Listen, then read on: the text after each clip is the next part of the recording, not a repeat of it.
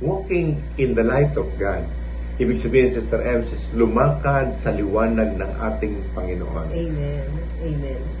When we talk about walking in God's light, we are embracing a life guided by His truth, by wisdom, and His love.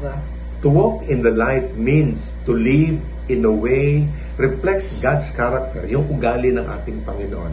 Allowing His presence, yung presensya niya, alam mo, pag nasa atin, mag-i-illuminate yung path po natin, yung daanan natin. And guide our decision.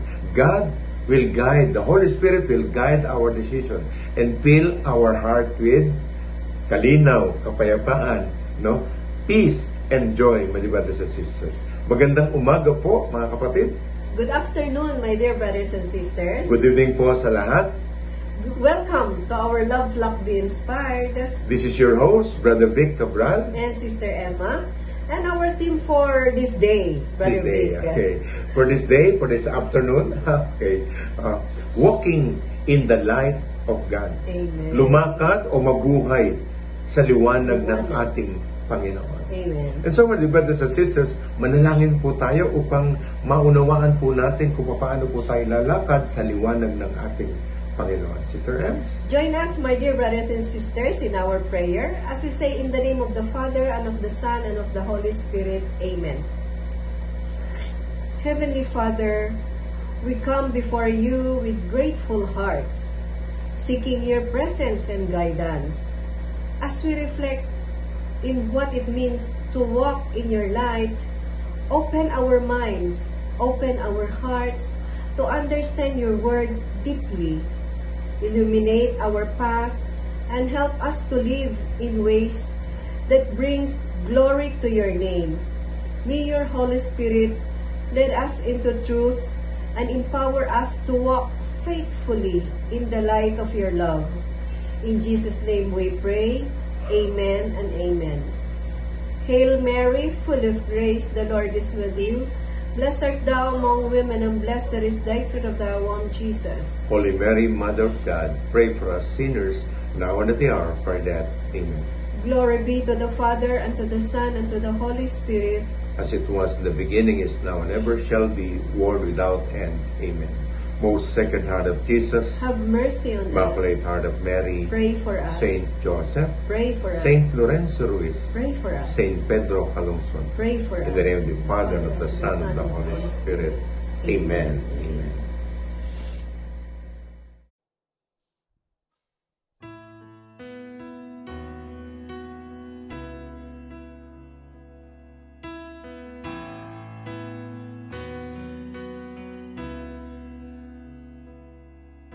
Savior of my soul,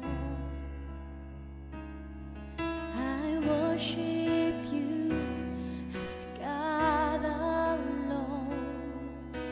Greater love has made a way to you.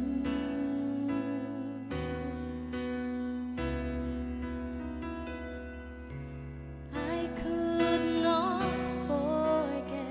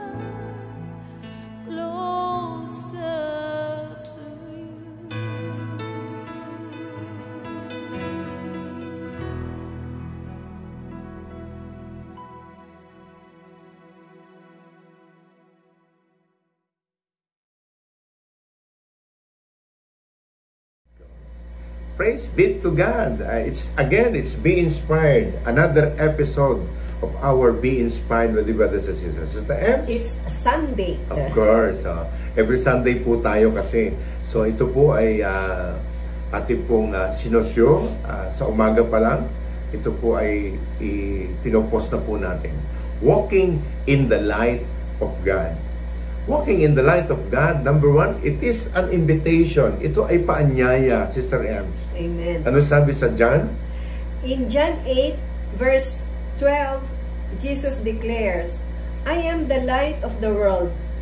Whoever follows me will never walk in darkness, but will have the light of life.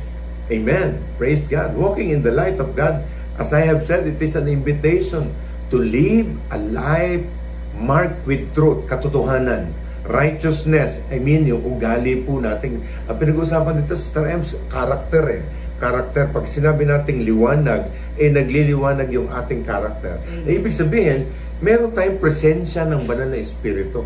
Ang banal na espiritu ay nabubuhay sa atin. This profound statement, my brothers and sisters, is remind us that when we follow Christ, sabi po sa scripture, when we follow Christ, His light illuminate our path.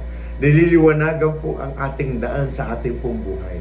Guiding us away from the darkness of sin and confusion, going to the light of God, in the kingdoms of God.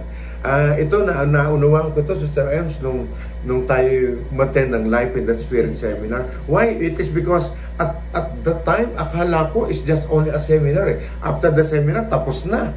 And then, sabi ng moderator, magkikita-kita tayo sa prayer meeting.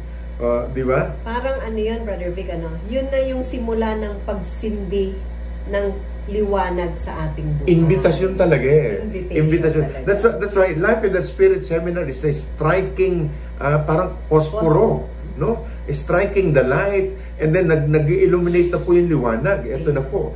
Yung pong mga darkness namin ni Sister Emma sa buhay, yung ugali naming hindi magaganda, di ba? Yung pagkasuplada, yung walang tiwala, everything binigay ng Panginoon. Hindi ito isang araw lang, hindi isang linggo lang, hindi isang buwan, hindi isang taon. Every day po ng ating pong buhay, my brothers and sisters. Pag po tayo susunod sa ating Panginoon, sabi ng Panginoon, I am the light of the world. Siya po ang ilaw ng buong mundo. Whoever follows Christ will never walk in darkness. Hindi ka na raw po dalakad sa kadiliman. Ito, napag-usapan na naman natin at liwanag at dilim. Diba? Last episode natin, nabanggit ko yun Hindi kaya ng dilim nagapiin ang liwanag. Subukan nyo po, magdala ka ng dilim sa liwanag, mawawala po yung dilim. Bakit po? Kasi talaga makapangyarihan ang liwanag. At ang liwanag po, iyan po yung sinasabi natin ang ating Panginoon. When we walk towards and we follow Christ, my brothers and sisters, yung light po niya, yung buong buhay po natin, magkakaroon ng liwanag. Yung problema mo, magkakaroon ng solusyon. Yung karamdaman mo, magkakaroon ng kagalingan. Yung relationship po, magkakaroon ng kasunduan. Oh my God! Yun ang isang pinakamaganda. Ito po yung invitasyon po sa iyo, sa akin, sa atin po lahat, my brothers and sisters. Kasi kung minsan, kahit tayo renewed na minsan napapahakbong pa rin sa dilim Di ba? Tutukso pa rin, nagkakasala pa rin, tapos nagigiba pa rin. So, babangon po tayo upang, naalala ko na naman tuloy, isa pa, LSS to, recommitment. Di ba? Lightings of the candles. Di ba? Ipapaliwanag doon. Wala pang ilaw, nasa kagdiliman tayo. Magsisimula sa sa Paschal candle, which is Christ, which is God. And then yung elder po ng community yun, sisindihan po yun. Ipapasa hanggang sa magapi po yung kadiliman. Madibada sa sisters. So you are invited. Ako, ikaw, tayo po lahat, invited to the light of Christ, to the light of God. Number 2, it is also an aligning our lives sa buhay natin towards sa ating Panginoon, towards sa kanyang kagustuhan. Ano sabi sa scripture, Sister Ems? In 1 John chapter 1 verse 7 says, But if we walk in the light as He is in the light, we have a fellowship with one another, and the blood of Jesus, His Son, purifies us from all our sin. Pag tayo po'y lumakad sa liwanag, at si Jesus ang liwanag. Amen. So magkakaroon tayo ng fellowship sa ating Panginoong Jesus, no? Tayo po lahat. And then sa blood ni Jesus, my brothers and sisters, mapipurify po yung lahat ng ating mga nagawang kadiliman. Dumi, sa Bisaya, buling ng buhay. The light of God is more than just a guidance, brothers and sisters. It is the essence of His character. Yung mismo, ang character mismo ng ating Panginoon. Ano yun? Holy, pure, and loving. Ganun po mangyayari sa atin. Magiging holy, pure, and loving. Teka muna, Brother Vic, parang napaka-imposible naman yata niyang sinasabi niyo ni Sister Emma na magkakaroon ako ng pureness ng buhay ko, holiness, and loving if we will follow Christ. Amen. If we will walk in light, and Jesus is the light of the world, we will walk with Jesus. And of course, we will be having, mahahawa tayo sa ating Panginoon. Kasi kung sino raw po lagi mong kasama, nagiging kamukha mo eh. So, pagkalagi mong kasama ang salita ng Diyos, pagkalagi mong kasama si Jesus, magiging kamukha ka ni Jesus. Pure and holy. Pwede ba this is loving? To walk in His light means to align our lives, yung buhay po natin, with His will, yung kalooban po niya. Amen. Alam naman natin kung ano kalooban ng Panginoon eh. Pag gumawa ka ng masama, hindi po kalooban ng Panginoon yun. Diba? Magsinungaling, magchismis, diba? Manlibak, diba? Naka-align ba sa Panginoon? Magnakaw, mga lunya. Hindi naka-align sa ating Panginoon yun. His truth will shape our thoughts, yung kaisipan po natin. Our action, yung kilos po natin. Ito na, natawa kasi ko, Sister Emma. Bakit po? Number one, yung kasuotan. Diba? Ang ating aim is really, pati kasuotan mo, kaaya-aya sa Panginoon. Amen. Pag hindi kaaya-aya sa Panginoon, of course, maano ka eh, iba yung kilos mo eh. No? Aligning our lives with His will, kalooban ng Panginoon. Allowing His truth to shape our thoughts, action, and relationship. Ayan, masarap yun. Di ba, masarap na relationship. Kasi marami rin po kaming in-enhance, sinyate, ano ba yun? Anong tawag doon? Yung Plinansya. Hindi plansya, yung binaid, ano ba yun? Hinasa na ugali ng relationship. Relationship na magpasensyahan, relationship ng magpatawaran, no? Relationship na magbigayan, no? Yun yung ano eh. Ikaw na ba maghuhugas sa plato? Oo, ako na. Baka gusto mo pati magluto, ikaw na din. Sige, ako na po. Yun yung mga bagay na ano, yung bang makikita mo, ako na lang mag-ano niya. Sige na, pahinga ka na muna. Oh my God. And that is something na hindi ko kayang gawin kung sa lumang buhay ko. Sorry, Sister Ems. Pasalamat tayo sa Panginoon. Bakit? Kasi nagagawa natin, it is because of the love of God. And God enhance. Ano yun? Yung sasabi ko, hinahasa yung mapupurol nating buhay. Ginagawang purified ng grace ng ating Panginoon. Hindi po ayun sinasabi ko na po, kung ako lang po, hindi ko kaya. But because of God, nakaya ko po. So, ibig sabihin, ang Panginoon naka-align sa will ng Diyos. Amen. It is also embracing God's call. Ito yung sinasabing, pag narinig mo, when you hear the voice of God, harden not your heart. Di ba? Yun po yung ibig sabihin nun eh. Pag narinig mo po ang panuwagan ng ating Panginoon, minsan po kasi, meron kasing Sister Ems yung bang pag tinawag ng Panginoon, hesitant. Kasi, teka muna, Sister Ems, baka hindi ko kaya. Brother Vic, baka hindi ko kaya. Hindi ako nag-aaral ng ganyan eh. Baka Ako, ito po, sasabihin ko po sa inyo. Siguro, tinuruan ako ng Panginoon, binigyan ako ng biyaya ng Panginoon to say yes. And God will do the rest. Again, ulitin ko po, siguro na-read nyo na po sa akin to, the word availability. Avail and ability. Sa akin po, avail lang. Ang ability galing sa Diyos. Paano ka mabibigyan ng abilidad ng Panginoon? Hindi ka ma-avail. Wala kang time. Di ba? Yun yung sasabi. Embrace God's call, the call of God. Matthew 5, verse 14 to 16. Sister Ems. In Matthew 5, verse 14 to 16, reminds us, "You are the light of the world.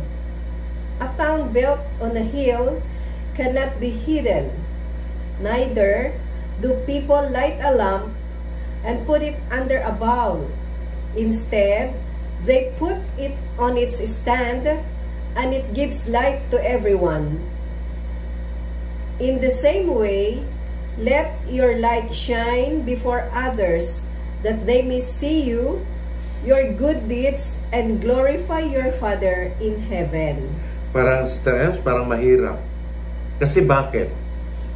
Especially sa mga leader na katulad ko, speaker na katulad ko, it is a great conviction of our lives to really follow and live the Word of God, to be the light of the world. Why? It is because hindi pwede, kapatid, na magaling ka magsalita sa pakaraming tao. Pagdating sa asawa mo, balasubas ka. Sorry for my word. Balasubas ka. Masama ugali mo. Hindi pwedeng nagsasalita ka sa napakaraming tao, na-encourage mo sila, na-inspired mo sila, and then ang mga anak mo, hindi mo kayang evangelize. Mahirap po. Mahirap po. Kaya nga po, yung light of God, yung sinasabi, yung una natin kanina, yung follow the will. Follow the will. Siyempre, mauna muna yung sundin natin yung kalooban ng ating Panginoon. Pag nasusunod na po natin ang kalooban ng Panginoon, it will be naturally living the Word of God. Paano i-explain this, Sister? I mean, when we follow the will of God, it will be naturally mabubuhay yung salita ng Diyos because we are following the will of God. Amen. And that is the Word of God or itself in following the Word of God. Yung sinasabing, especially in the Proverbs, ang dami doon, na huwag kang ganito, huwag kang ganyan, di ba? Yun yung isang bagay na nakikita po natin. Pag nasunod po natin ang kalooban ng Diyos, magiging ilaw ka sa iba. Magiging ilaw ako sa asawa ko. Magiging ilaw ka sa husband mo. Magiging ilaw ka sa anak mo, sa magulang mo, sa kapitbahay mo, sa mga kamag-anak mo. Even sa classmate mo, magiging ilaw ka. At magugulat po sila, nagniningning. Ano yan, di ba? Ang sarap ng pakinggan. Nagniningning ka. Bakit? Kasi you are the light of the world. Shine before others. Di ba, sa sisters? Hindi lang po, kasi pag ito po makikita, ikaw nagsimula sa'yo, mahahawa yung asawa mo o yung husband mo. Mahahawa ngayon yung anak mo. Mahahawa ngayon yung parents mo. Alam niyo po, so, ito po, totoo po to. Pati po yung aso at pusa po namin na ito, di ba? Sister Ems, di ba? Pagdating natin, babati yung pusa. Babati yung pusa. Siguro, kung itatranslate ko yun, parang sinasabi niya, good morning, good afternoon. Oh, very behave. Pag sinabi ko doon sa aso na, okay, you go down because you will eat. Oh my God. Sabi ko nga, ganun ba yun?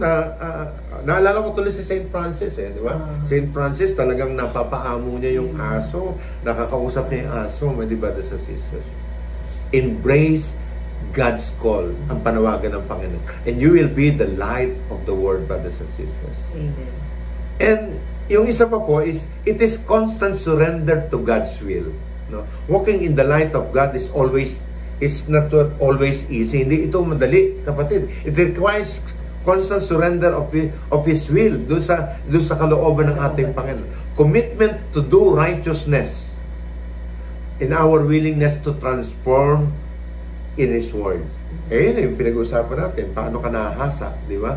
As we walk in the light, di ba, brothers and sisters, our life will produce fruits of goodness. Ano sabi sa Ephesians 5 verse 8? In Ephesians chapter 5 verse 8 to 10, it says, it encourages us, for you were once in darkness, but now you are in the light in the Lord. You are the light in the Lord. Live as children of light. Wow. For the fruit of the light consists of all goodness, righteousness, and truth. And find out what pleases the Lord. Pag naisa sa buhay na natin, mga kapatid, no? Mawawalan tayo sa dilim, no? And nandun na tayo sa liwanag kasi kasama na natin ang Panginoon. Amen. And as a children of God, we will be living as a children of light. Yung liwanag. Because ito yung sinasabi ko kanina, yung fruits of the Holy Spirit sa Galatians 5 verse 22 to 23. Kasama yung goodness, righteousness, no? Kasama po yun. Love, joy, peace, kindness. And we will find out that we are pleasing to God. As we walk in the light, brothers and sisters, our lives will produce the fruits of goodness, righteousness. Pag sinabi natin goodness, ito na yung puro kalooban mo, puro magaganda, puro maaayos. No? Ito yung nagre-reflect yung character ni Jesus sa iyo. Tanong ko nga, Sister Emma, ito po bang katabi mo, Sister Emma, kamukha naman ni Jesus? O baka naman hindi pa rin. yun ang aim po natin, to be like Christ, brothers and sisters. Amen. Last ito. The light of the Word will give us hope and assurance of God's presence. Yung liwanag ng Panginoon po ay nagbibigay po sa atin ng pag-asa, ng kasiguruhan, assurance of God's presence. Anong sabi sa Psalm 27 verse 1, Sister Ems? In Psalm 27 verse 1 says, "The Lord is my light and my salvation. Whom shall I fear? Amen. The Lord is the stronghold of my life. Whom shall be afraid?" You know, di ba, brothers and sisters, narikot to sa isang pare.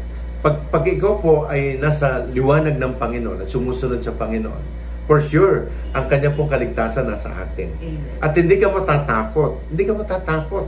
Pero yung gumagawa ng masama, lagi natatakot. Ito, compare po natin. Ako, sasabihin ko, nung lumang buhay ko, na marami akong ginagawang masama, takot ako. Takot ako mahuli. Ano? Takot kang ganito. Lahat. Kung meron ka rin kagalit, takot ka din Totoo lang Pag may inaway ka, takot ka din pag meron kang utang na hindi mo binabayaran, takot ka din, kapatid ko. Magtatago ka, di ba? So, yun yung sinasabi, no matter the challenges or any uncertainties we face, kinakaharap natin, God lights will dispel or fear yung takot and give us the courage to press on. Recently lang, ayan, naranasan namin ni Sister Emma, pero ang biyaya talaga ng Panginoon, ibang klase, mano. Sobra talaga, Sister Emma, yung alam mo yung naranasan natin, ibang klase, pagka pala talaga sumusunod ka sa liwanag ng Panginoon. No? Ang liwanag talaga, makikita mo talaga yung daan hindi ka madadapa. Amen. Kasi pag maliwanag talaga naman, hindi ka madadapa. Pag madilim, di ba? Mangangapa ka. Mangangapa at madadapa ka. Kaya para hindi ka mangapa at hindi ka madapa, pumunta ka sa liwanag ng Panginoon. Yan po ang paanyaya sa atin ng ating Panginoon, brothers and sisters. Na tayo po ay lagi nasa liwanag ng ating Panginoon. Ano yung liwanag ng ating Panginoon? Yung salita niya. Yung goodness, truth, and righteousness. Yun yung ano natin ng ano. Yun yung karakter ni Jesus. Yun yung karakter ng ating Panginoon. Yun yung presence niya sa atin through the Holy Spirit, di ba, brothers and sisters?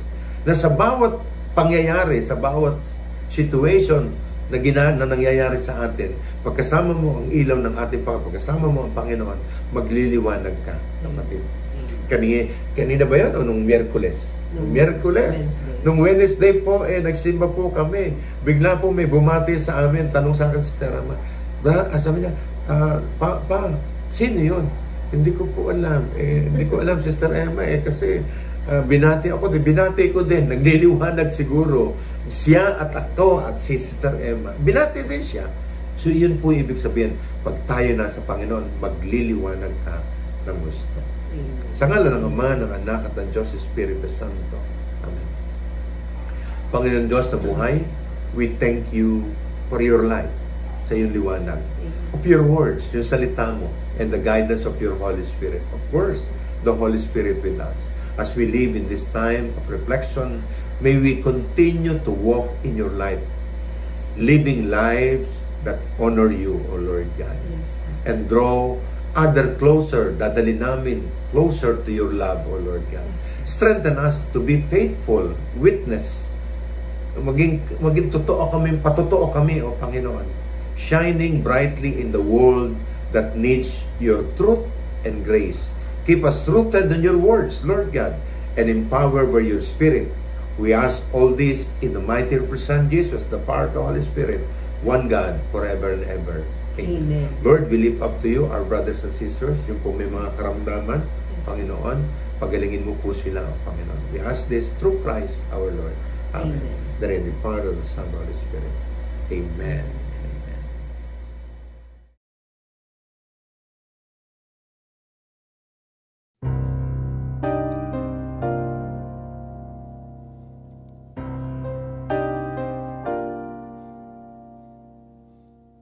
Sino ba ako at sobrang minahal mo? Mga aral at pag-ibig mo tinalikdan ko.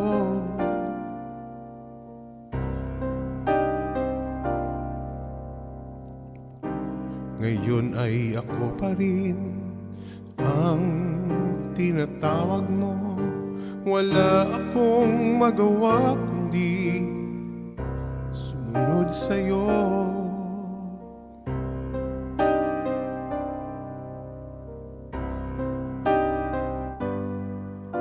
O Diyos, kay buti mo at nandito ako.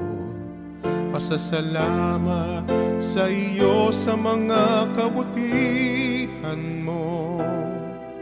O Diyos, Jesucristo, Panginoon ko, walang kapantay na pag-ibig sa katulad ko. O Diyos, pangako ko mula ngayon sa'yo na ako.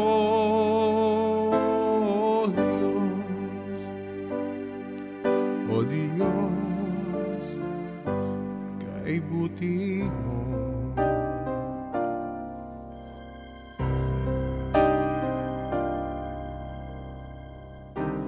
Noong panahong nilimot ka, ako pa rin sa'yo ang pinakamahalaga.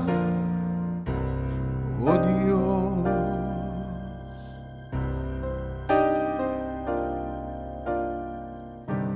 kay hirap unawain ng isang katulad ko, pagkamatay mo sa krus upang iligtas ako.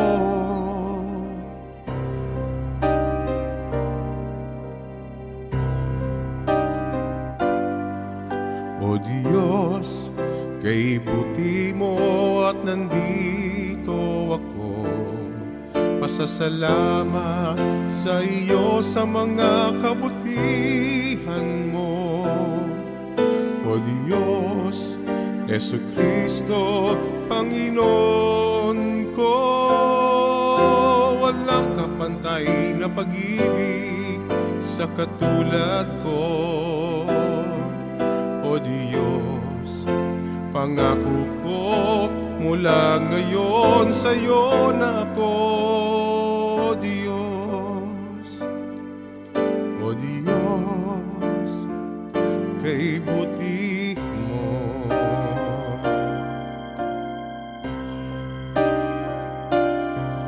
O Diyos, kay buti mo at nandito ako.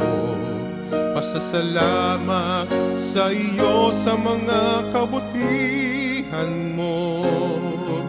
O Diyos, Jesucristo, Panginoon ko, walang kapantay na pag-ibig sa katulad ko. O Diyos, pangako ko mula ngayon sa iyo.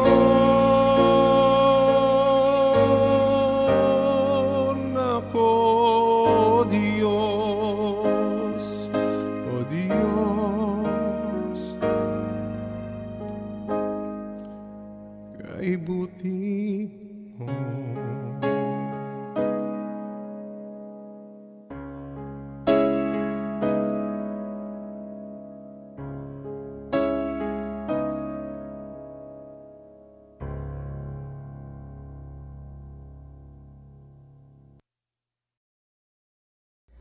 Praise be to God. Lumakad, mabuhay sa liwanag ng ating Panginoon. Amen. Panginoon, maraming po salamat sa episode po nito. We hope, brothers and sisters, na marami po tayong nakuha upang tayo din po ay magliwanag sa ibang tao po. No, salamat po, Lord God, sa episode po na ito. Sobrang na-inspired po kami ni Sister Emma. Yun po yung isang bagay po na natututunan namin. Kami rin po natututunan ni Sister Emma habang nag-share, di ba? The love, flock, be inspired, would like to thank God. Salamat po, Panginoon. Sa amin po mga kapatid na lagi po sumusubaybay, lagi nagla-like, at lagi po sumusuporta ng prayers, ng donors, yung aming mga benefactor po sa Be Inspired. Rest assured po, lagi po namin kayo pinagdadasal. For those who want to support and donate monetarily, you can send it through our GCash. Nandiyan po, naka-plus po sa ating screen. 0993-415-1307 under Victor Cabral. We hope and we pray that we've inspired you. Sorry po kung may nasabi kami mali. Sorry po kung di kami nangiti. Sorry po, brothers and sisters, sa amin po nagawa kung mali po ito. And lagi po namin tinatandaan, we will inspire you before We expire. Thank you, and God bless us all, brothers and sisters. In Amen. the name of the Father, the Son, and the Holy Spirit. Amen. Amen. Thank you.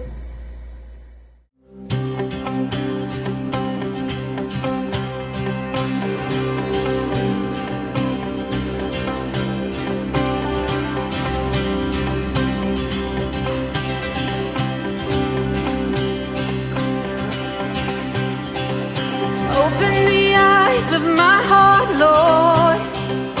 Open the eyes of my heart.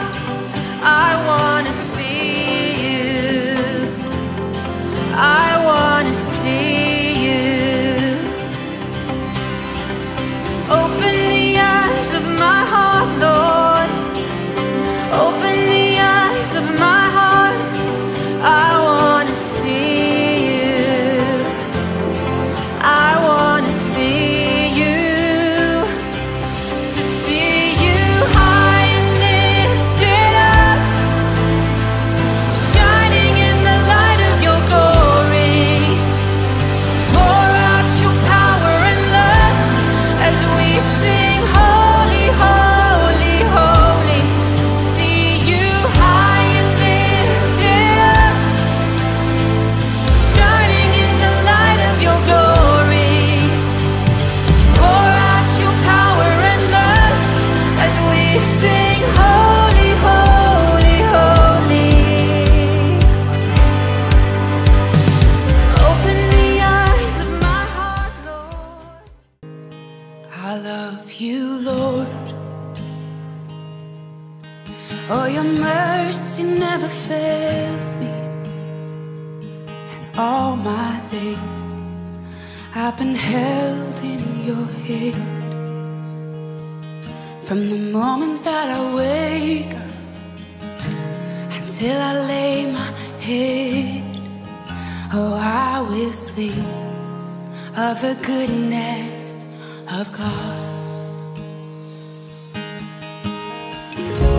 'Cause all my life you have been faithful, and all my life you have been so, so good. With every breath that I am able.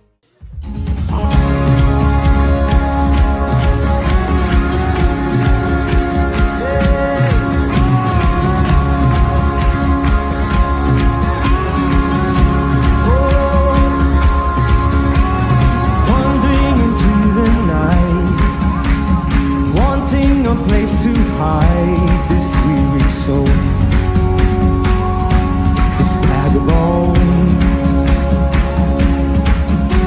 And I try with all my might, but I just can't win the fight. I'm slowly drifting, a vagabond. And just when I ran out of road, I met a man I didn't know, and he told me that I was not alone.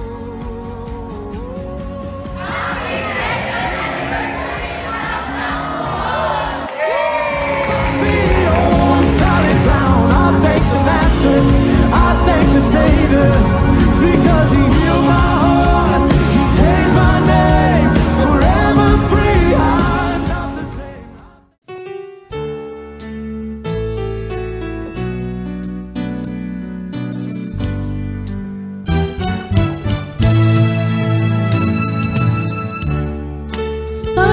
something little, it grows to something big. The words we heard and listened to, and all that He revealed,